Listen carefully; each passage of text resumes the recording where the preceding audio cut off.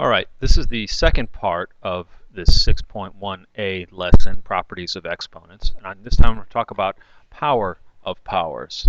So the kind of example we're thinking about here is something like this. We will again be asked to simplify x cubed in parentheses to the second power. So x to the third to the second power. How is this going to work? Well, we're going to use the same method we just used before. We've got x cubed and we are squaring it. Well, what does squaring mean? It means multiplying it by itself. So we've got x cubed. Actually, I'm going to write it. X cubed times x cubed, right? Well, what is x cubed? X cubed is x times x times x. What do we end up with here? Well, we can think of this as we start with x cubed squared, right? Well, we've got x cubed, and we're multiplying it by itself. I'll write it in a different color just so we can see where everything's coming from. X cubed times x squared. Well, x cubed, we said, that's x times x times x.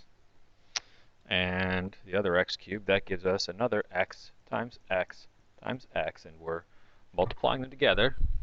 So what do we have now? We've got x times x times x times x times x times x, or x times itself 6 times, which is x to the 6th power. Okay.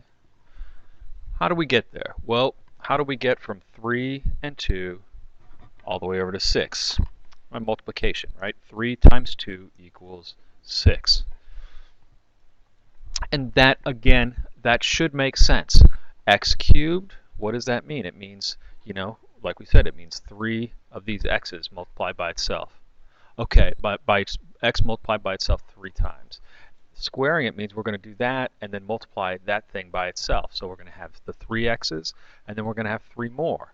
3 plus 3, or 3 times 2, is going to give us 6. And that's our general rule. X to the m, x to some power, in parentheses, that whole thing to some other power, n, is going to equal x to the mn.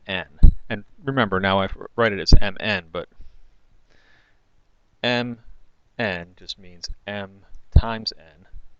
Right, so this is just x to the m to the n power equals x to the m times n power. All right, how does that work? Well, we've got x to the 4th times x to the 4th to the 5th power. Well, according to our rule, that should be x to the 4th, x to the 4 times 5 power. 4 times 5 is 20, so we should end up with x to the 20th power. And again, if you forget, it makes sense. It's not just something random.